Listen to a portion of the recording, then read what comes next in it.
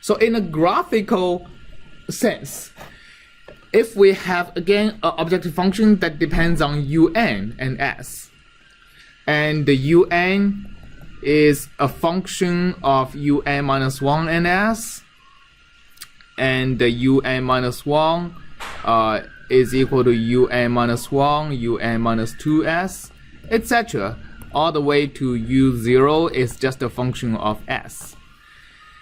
There is, what if we describe the dependency of these functions using a graphical way, right? So we can describe, okay, so here we go, we have a j, right? That's the final objective function that depends on, let me write it this way. So depends on is like this, depends on my un.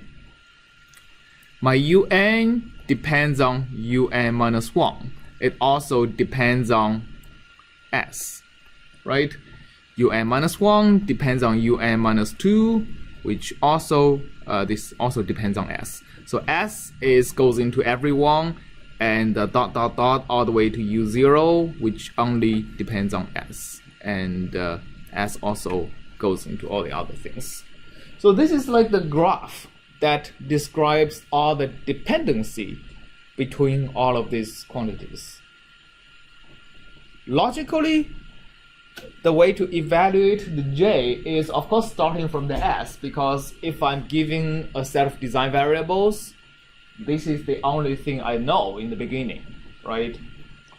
So the very next thing I can evaluate is only u of 0, because that's I cannot know any of these other quantities if I only know s, right? Only u0 depends only on s and not on anything else. So this would be the first thing I compute. Next one is u1, next one is u2, all the way to un, and the last thing I compute is j.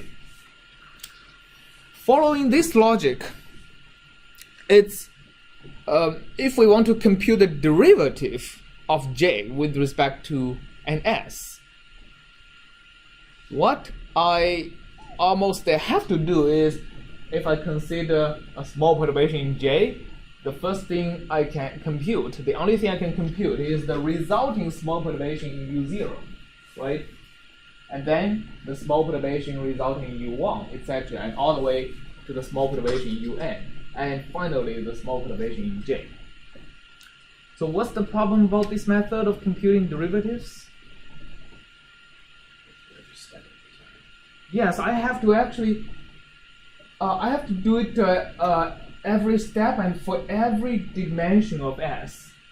Remember, like s is usually a high dimensional function. If s has 10 components, I have to look at the resulting perturbation in u0 for every one of these components of s. I have to look at the resulting perturbation in u1, and finally I get the resulting perturbation in j for all of these 10 components. So the cost of this is proportional to the number of components I have in S, right? So what's the alternative? What's a better way of doing this, especially if I have a very high dimensional S?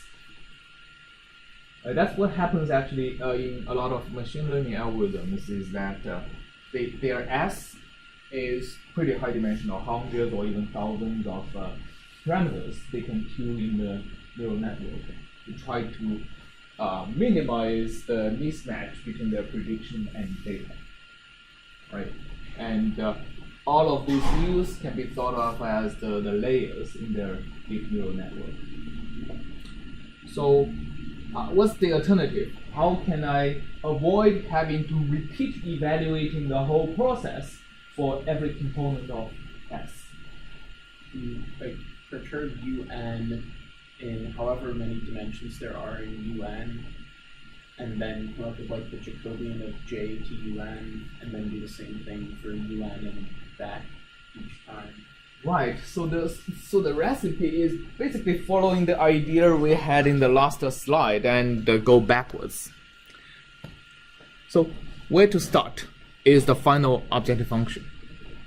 So first of all, what we do is we'll compute the derivative of j with respect to the outcome of the very last evaluation.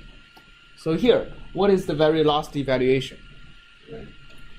Well, the very last evaluation is actually computing j from this, right? Okay, so we'll start from the derivative of j with respect to the result of the very last iteration, very last operation, which is j, actually j, right? So we'll start with partial j, which is equal to what? 1, right? So that's really the starting of the algorithm. You always start with 1. Okay, so with that, the next step is to compute. Okay, now suppose I want to compute the derivative of j with respect to the inputs of the very last operation, which is un and s. So partial j, partial un, partial j, partial s. By the way, here we need to be very clear about what we mean by partial j, partial s, and partial j, partial n.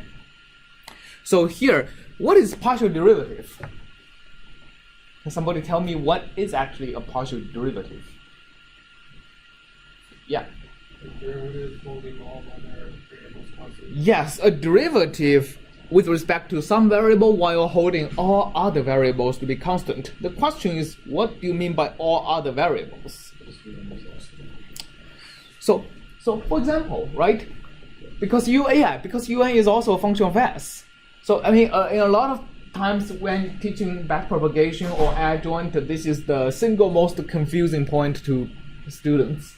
So here, for example, djds is actually assuming I'm holding un to be constant, while djdun is assuming holding s in this formula to be constant, right? So I cannot assume I'm holding s to be constant over the previous evaluation, because then my un would be constant. It doesn't really make sense to say djdun. It's just the same. I have already evaluated all of these, and I'm just looking at this formula while holding s to be constant. What is djdun? And I'm holding un to be constant. What is djds? All right. So this is really djdun, condition on s, condition on un. How can we compute this?